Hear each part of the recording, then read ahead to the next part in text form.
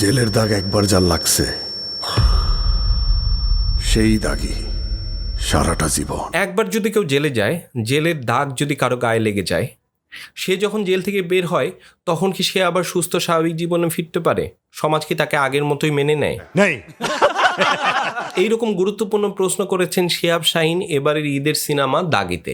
এতে প্রধান চরিত্রে অভিনয় করেছেন আফরান নিশো, তমা মির্জা, সোনারা বিনতে কামাল, শহীদুজ্জামান সেলিম আর রাশেদ মামুন অপু। প্রথমে আমি আপনাদেরকে গল্পটা সম্পর্কে একটু বলে নিই। গল্পের প্রধান চরিত্র হচ্ছে নিশান।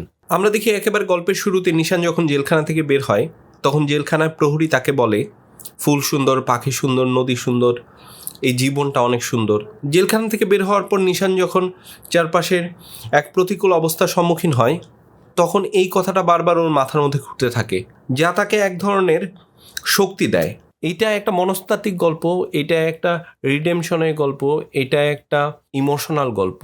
পাশাপাশি এই সিনেমাটা একটা ক্রাইম থ্রিলারও, মানে আপনি ইমোশনের পাশাপাশি ক্রাইম থ্রিলারের মজাটাও এইখানে পাবেন।